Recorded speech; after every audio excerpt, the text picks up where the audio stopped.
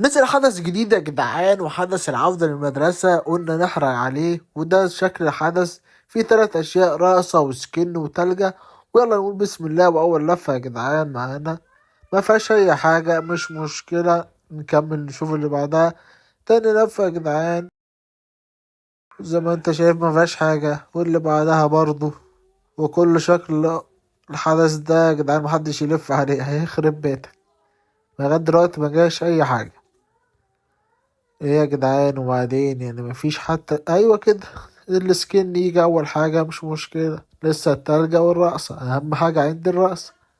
يلا يا جدعان، لفينا كتير اوي مفيش فايدة.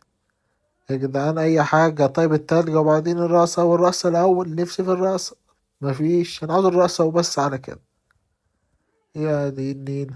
ايوه التلجة مش مشكلة، هانت هانت، لسه الرقصة هتيجي. مش سايبك الا لما اجيبك. يلا يا جدعان بسم الله. يلا يا جدعان التجوال هتخلص يا جدعان. يا جدعان الرقصة يا جدعان، حرام عليكم يا جريمة. مش كده، مش كده، ذهبية. أيوة الرقص، الله الله الله.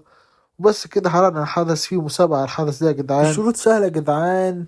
كل اللي عليك ان انت تحط لايك على الفيديو ده، واشتراك في القناة، وفعل زر الجرس، واكتب لنا تعليق عشان اختار منكم 2 من التعليقات يكسبوا معايا الحدث ده، وهحرق له الحدث بالكامل. وبس كده يا جدعان، سلام.